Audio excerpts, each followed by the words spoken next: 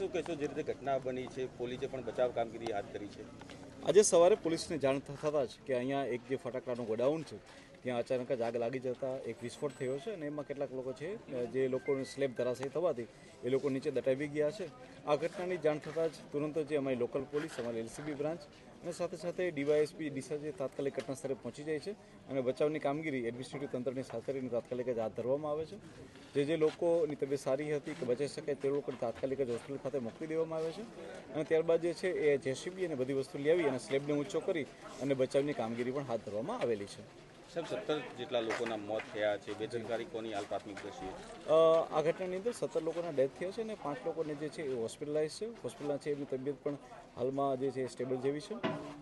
આ ઘટનાની અંદર જે વ્યક્તિએ જેનું ગોડાઉન હતું એ વ્યક્તિ દીપક સિંધી છે અને હાલમાં તેના માટે અને એને કેવી રીતના વસ્તુ એની કઈ ટીમ હતી, એમાં કોણ સ્ટોકિસ્ટ હતા અને કેટલો સ્ટોક હતો, આ બધી જ વસ્તુની એક ઊંડાણપૂર્વકની જાણ થઈ રહી છે અને આના માટે અલગ અલગ ટીમોની રચના કરીને અને ટીમોને હાલમાં મોકલી બી દેવામાં આવી છે.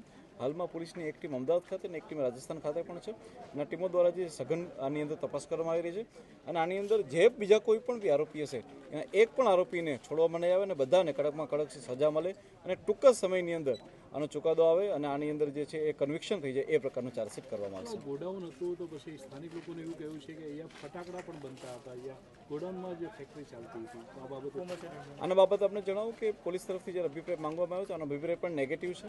જેથી કરીને જો આ કોઈ પણ પ્રકારનું એને ઇલીગલ રીતે ફટાકડા બનાવતો હશે, મેન્યુફેક્ચરિંગ કરતો હશે કે અહીંયા રાખી અને જે સ્ટોક કરતો હશે તો તેના ઉપર પણ કડકમાં કડક કાર્યવાહી જ કાયદેસરની કરવામાં આવશે.